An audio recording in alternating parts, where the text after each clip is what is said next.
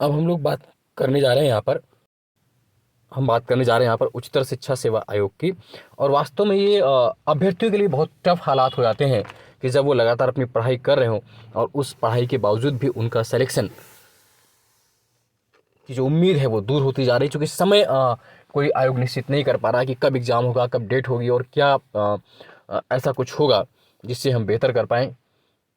कोई जानकारी भी नहीं होती है तो बड़ी समस्याएं होती हैं। लगातार कैंडिडेट्स मुझसे 2-4 दिन से पूछ भी रहे थे और मैंने इसीलिए वीडियो बनाया भी नहीं, क्योंकि कोई स्पष्ट जानकारी मिल नहीं रही थी, इसलिए बार बार वीडियो बनाना उस बात पर अच्छा नहीं। फिर भी आप लगातार कमेंट्स बॉक्स में मैसेज भी आ रहे थे। तो एक तो आपने न्यूज़ पढ़ी होगी कि एडेड महाविद्यालयों के लिए असिस्टेंट प्रोफेसर की भर्ती करने वाले उच्चतर शिक्षा सेवा आयोग का हाल भी माध्यमिक शिक्षा सेवा चयन आयोग जैसा होने वाला है।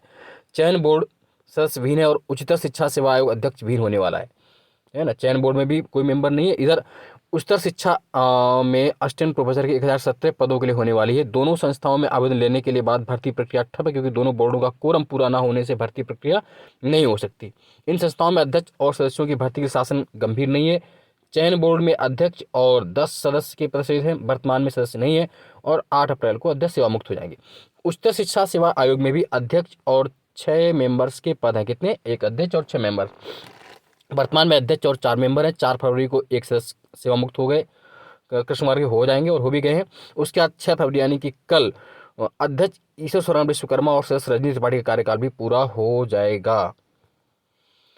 उसके बाद एक सदस्य प्रोफेसर राजनारायण और प्रोफेसर विनोद कुमार ही रहेंगे, 2 मेंबर ही रहेंगे। आयोग में सिर्फ 2 मेंबर्स के रहने पर कोरम पूरा नहीं होगा, जिससे भर्ती से जुड़ी कोई प्रक्रिया नहीं हो सकेगी। उच्चतर शिक्षा सेवा आयोग ने विज्ञापन संख्या 51 के तहत 34 विषयों में असिस्टेंट प्रोफेसर 1017 पदों पर भर्ती के लिए अगस्त में आवेदन लिया गया था। इसके लिए प्रश्न पत्र तैयार हैं, लेकिन परीक्षा करने की तैयारी थी, लेकिन अध्यक्ष और सदस्य का कार्यकाल खत्म होने के साथ ही ये प्रक्रिया ठप हो जाएगी। अब देखिए ये पूरी बात यहाँ पर आपको मिली और निश्चित रूप से निराशाजनक बातें हैं ये आपका। और ये बहुत संभव है कि जो उनका कार्यकाल बढ़ने की उम्मीदें थी वो अभी तक कार्यकाल बढ़ा नहीं, और मुश्किल लग रहा है कि कार्यकाल बढ़ेगा। और अगर कल वो सेवा मुक्त हो जाते हैं, परसों कल, हाँ 6 तारीख है, तो फिर आपके लिए बहुत समस्याएं होने वाली हैं कि आपका एग्ज़ाम कब होगा। चूँकि जब नए मेंबर्स आएंगे, कोरम पूरा होगा, नए अध्यक्ष बनेंगे, तब जाके आपका एग्ज़ाम होगा। दैट मीन्स वही मैं लास्ट भी कह रहा हूँ कि मार्च अप्रैल के पहले कुछ अब संभावना दिखती नहीं है। फरवरी की तो कोई संभावना दिखती नहीं है। मार्च लास्ट और अप्रैल में ही आपका एग्ज़ाम होगा। मैंने पहले भी कह रखा है, कठिन परिस्थितियाँ आपके लिए हैं, बहुत कठिन स्थितियाँ हैं। ऐसे में मन को धैर्य रखना बड़ा समस्या होता है, लेकिन देख कर बाधा विविध बहुविघ्न घबराते नहीं, रह भरोसे भाग्य के पछताते नहीं। आपको इन सभी बातों से फर्क जरूर पड़ेगा, लेकिन इन बाधाओं को पार करते हुए अपनी तैयारी पर कभी मत लाने दीजिए। एग्ज़ाम आपका होगा, ये आप भी जानते हैं, मैं भी जानता हूँ, हर कोई जानता है। डिले हो रहा है, वो क्यों डिले हो रहा है वो शासन काम है, आयोग का काम है, उसमें हम और आप कुछ कर भी नहीं सकते। लेकिन अपनी पढ़ाई और अपने अध्ययन को तो जारी रख ही सकते हैं, अपने लक्ष्य पर जारी रख ही सकते हैं, वो हमारा काम है। और हम अपनी प्रैक्टिस जारी रख सकते हैं, मेहनत जारी रख सकते हैं। ये मान के चलिए एग्ज़ाम आपका अप्रैल और मार्च के लास्ट से भी संभावित अप्रैल में ही जाने की पूरी पूरी संभावना बनती दिख रही है। और आप अपने सब्जेक्ट और चीज़ पर वर्क करते रहिए। जैसे किस राज्य की गमोचा को जीआई टैग दिया गया है ना, ये आप याद रखिए।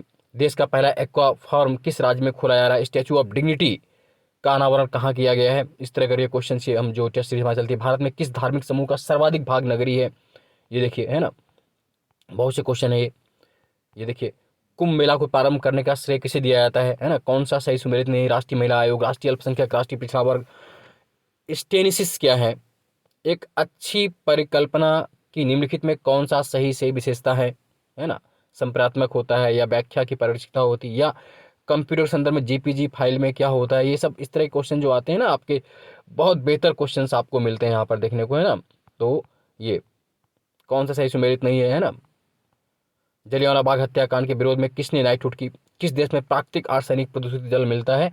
तो इस तरह करके आप बेहतर क्वेश्चन अपने कर पाएंगे। और अगर जो हमारे यहाँ टेस्ट सीरीज चल रही है उसके लिए अगर चाहें तो 7237853197 पर कॉन्टेक्ट कर सकते हो। सिर्फ टेस्ट सीरीज पढ़ करके ही आप जीएस के क्वेश्चन को सॉल्व कर सकते हैं और कुछ नहीं पढ़ने की जरूरत पड़ेगी आपको।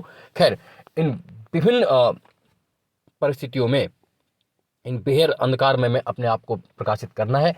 समय 2 महीने का हो सकता है। अब 2 ही महीने बचे, फरवरी खत्म होने धीरे धीरे आ रही है और शुरुआत फरवरी वैसे भी इतनी तेज भागती है, तो 2 महीने आप मान के चलिए, आप ढाई महीने मान के चलिए, लेकिन आपको उस समय अपने सब्जेक्ट को अपने सब्जेक्ट को कम से कम आप 2 से 3 बार दोहरा लीजिए, और 2 से 3 बार दोहरा लीजिए, और जीएस की प्रैक्टिस कर लीजिए, अपने सब्जेक्ट के बैक ईयर भी लगा लीजिए, और चाहे तो टेस्ट सीरीज जीएस की ज्वाइन कर ले, तो वो आप पर डिपेंड करता है। लेकिन समय को व्यर्थ मत जाने दीजिए, एग्जाम आपका होकर रहेगा, और जिस दिन आएगा उस दिन आप सुनहरे अक्षरों में अपना नाम लिख पाएंगे और एक सम्मानित पोस्ट पे पहुंच पाएंगे। आज के लिए इतना ही। जय हिंद, जय भारत, धन्यवाद।